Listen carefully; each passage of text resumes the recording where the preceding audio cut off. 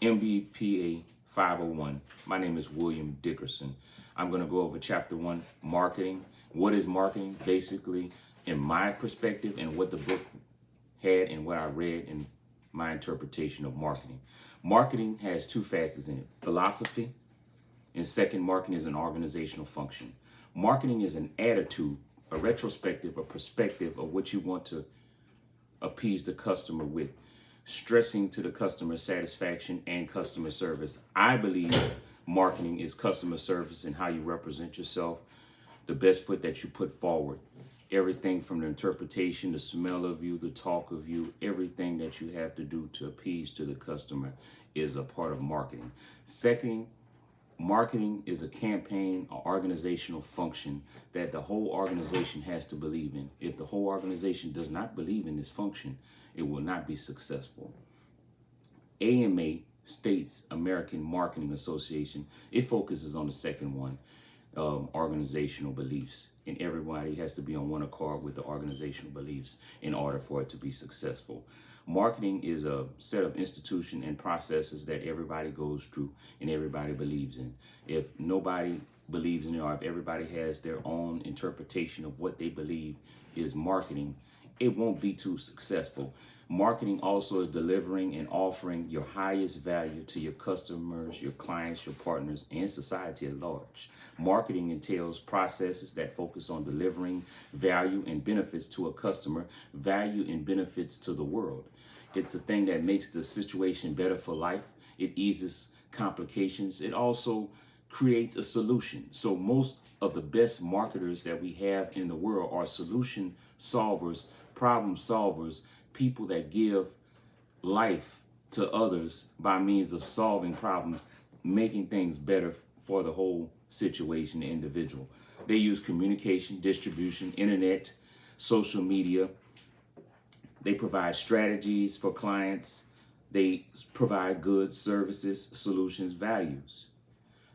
It involves building mutually rewarding relationships between the customer and the client.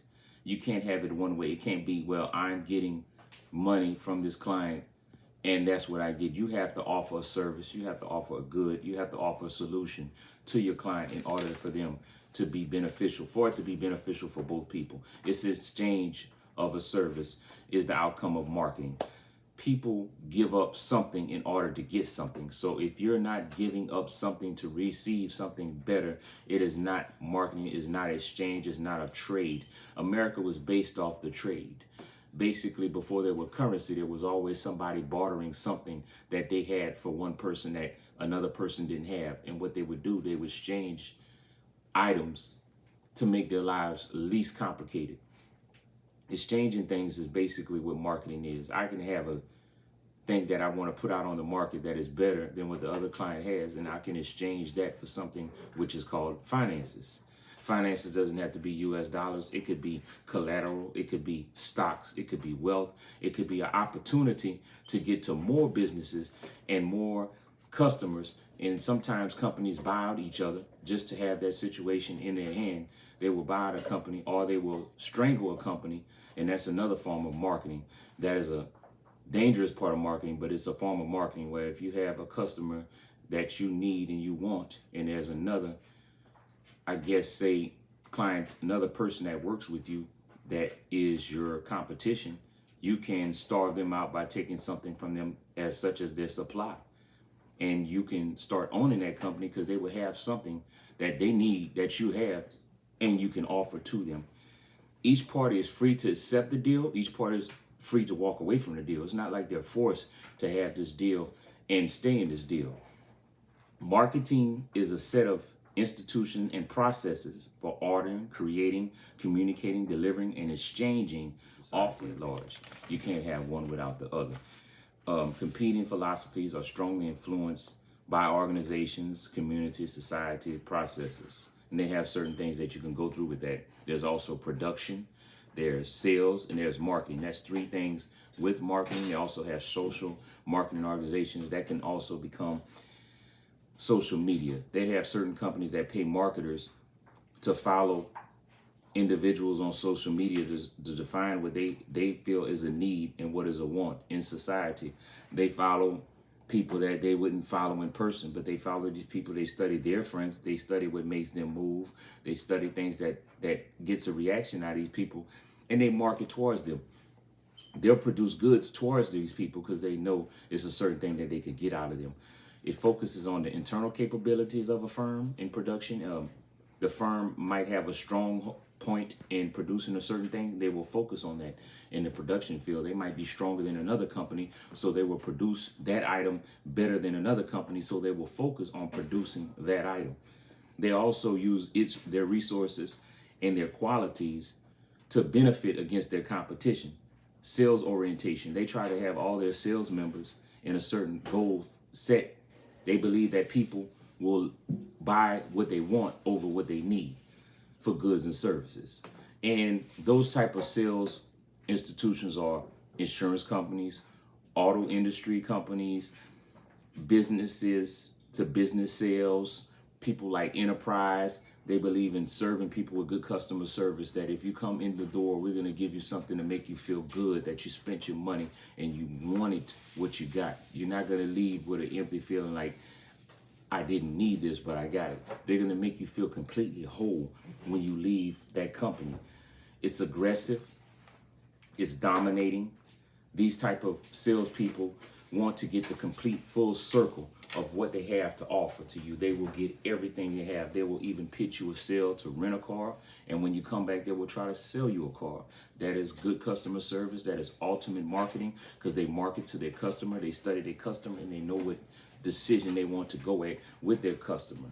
They believe that people will buy more than what they need. They believe that people have fundamental solutions of orientation of what they're going to come through and what they want to get. Basically, they know from top to bottom what they're getting into, what they need to do. Marketing concept, the idea that social and economic justification for an organization existence is the satisfaction for their customer service, their wants and their needs. Such as a marketing concept would be a liquor company.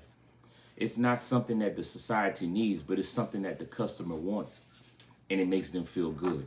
So that liquor company will find a certain person to market to, a certain group to market to. Well, they will not market to anybody else but that group.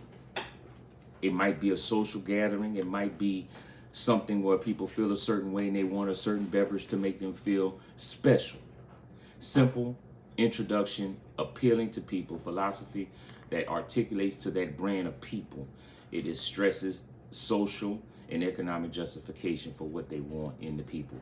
They focus on the customer's needs, wants, and likes. They integrate different organizations to make these people feel comfortable. They integrate different facets of life to bring people together in cohesion. It's a recipe of development. They take famous people and have them with the product and say, you need this product to make you feel good. So they would take this product, give it to the customer, and the customer will feel that they relate to the person that they found famous using the same product that they were using.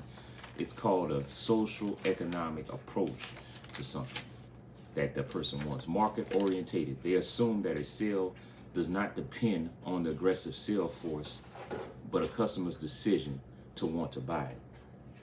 Market orientation obtains information about customers, competitors, and markets from a business perspective, determining how to deliver superior customer service to that person. It assumes a sale does not depend on aggressive sales. It assumes that a person's decision to buy a product is basically their decision and their decision alone. The dangerous thing about that, climate change can be something like what happened last year with the George Floyd situation. And you had many companies were coming and marketing to certain groups that they would normally not market to. You had certain individuals wearing clothes to appeal to a certain group that they would not be in the same room with. So social marketing and social economic marketing can be attempting to a person of a Caucasian persuasion to wear a kente cloth and kneel down and be friends with people that they would not be in the same spaces with any other time. But because of the economic situation And the political situation of coronavirus, also with these strange things that was happening in the situation, they took advantage of it to make money. They started giving money to organizations like Black Lives Matter, the NAACP, and what it was a gain for them to market themselves and diversify their clientele base to make them seem one thing when they really wasn't. The difference between sales and marketing orientation and substantial can be described in 5 different terms: organization focus, forms of business, product, who the product is directed to, the primary goals of the sale, and the tools used to achieve that organizational push.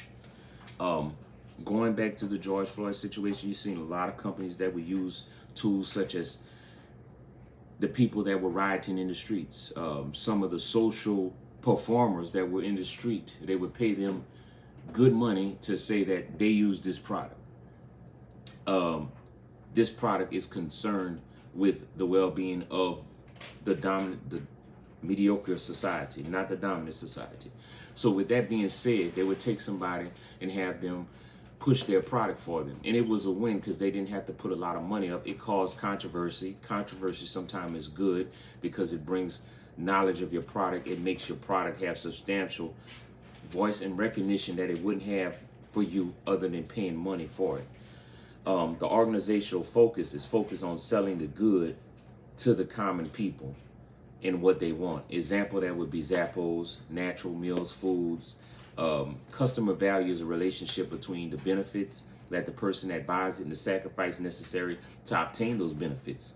Prime example would be Tamika Mallory with the Cadillac commercial.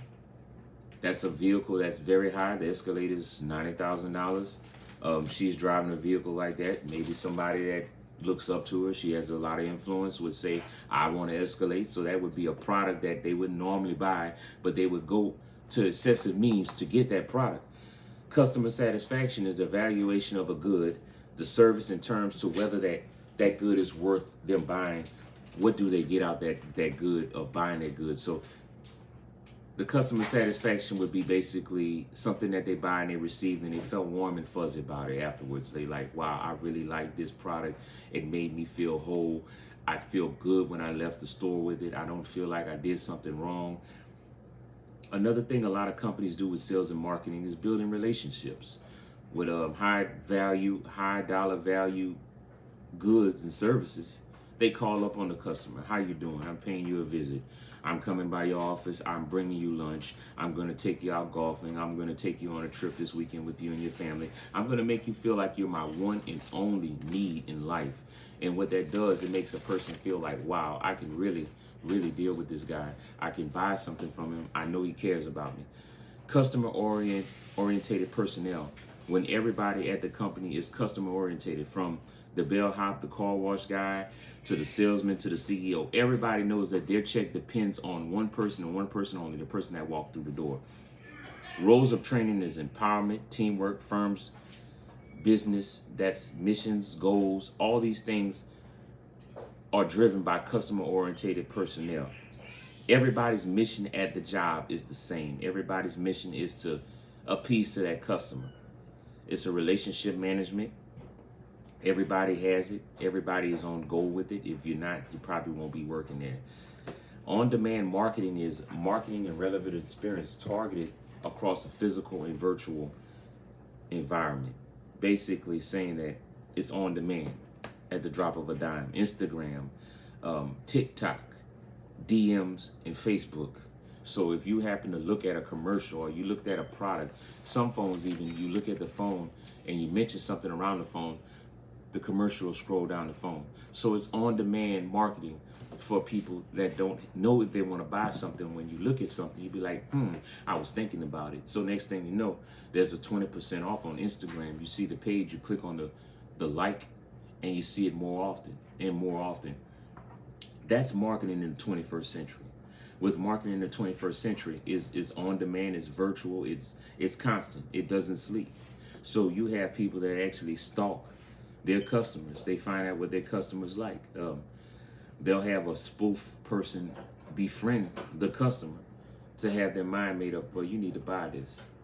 Prime example, there's a company called Soap Focus, and it's car wash soap company, and what they do is if you mention that soap, it'll start rolling down the timeline of every social media aspect you have. And if you make a mistake and look at the page a little more, you will see that it will just nonstop. So focused, so focused, so focused. It'll be constant rolling down your page. And next thing you know, it'll have 20% off. And then it'll have a video showing you how to use the soap for your vehicle. Then you'll show off a car using it. It's constant. So what it does, it has the customer thinking of ways to keep this. Well, I'm like this soap. I'm thinking about buying this soap. I'm on the ropes about it. So that customer will talk to his friends. And when talking to his friends, it'll be a constant reminder of, let's all get it. So it's kind of like I would say, almost like a germ type of marketing, because it spreads and it spreads and it spreads and it doesn't stop. It continues and it continues and it continues. Basically, that's marketing 101. That's marketing, how I see it, how I perceive marketing in the 21st century, how I perceive marketing and things that I see with life. Me being a business owner, marketing is a good thing. It could be very detrimental if you don't use it in the correct way. Prime example, this weekend I went to a hotel in Atlanta, and they had a young lady working in there, and she was very ugly.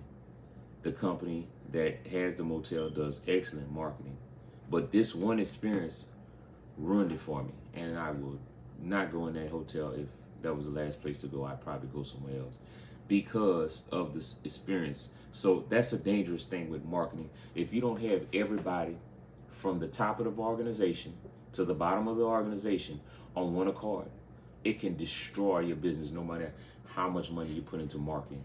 So I think that's a dangerous thing with marketing. It can't be one way and not the other. So you can't have half of the organization that runs the top, that does the management, relations, plans, plots, and strategizes everything in marketing for that company, and not roll that down to the lowest person, from the janitor to the lawn person.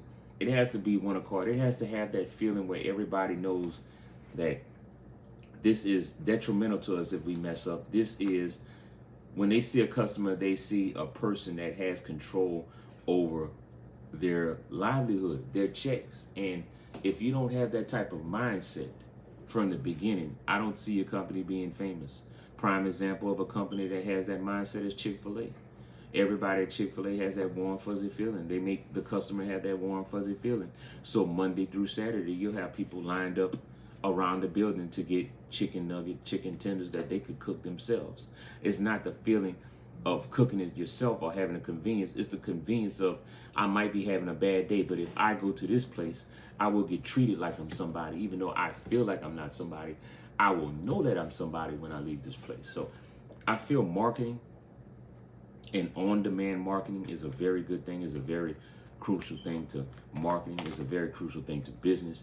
And in being an MBA student at Southern University, I feel that this is a good class. This class represents the heart of what should be going on in society. I believe Southern will put out good business owners, good business minds, good CEOs, COOs, people with demand and the drive and the determination to plan, plot, and strategize their future. And if they could put people around them with good marketing skills and good teamwork skills, good learning skills, where I is not the factor, but everybody is a team, and together we all can achieve more, which you have to drill into people. You have to drill that into people, and you have to show that to your customers that you mean what you say and you say what you mean, that your yeses are yes and your no's are no's. And people respect that. I believe in this country, people respect what they see. So you could say one thing, but on ground level, if it's different, your marketing won't mean anything. And there's a list of companies that did excellent marketing, and their product might not be their best product in that industry, but their service will supersede their product. Even if they make mistakes, the service and the marketing that they put behind their product will supersede everything else. So excellence is marketing, determination is marketing, and marketing has many facets in it. And that's basically what I think marketing is in chapter 1, what I read of it, the determination of what I've seen in it from the notes. And I hope everything is good with my video presentation.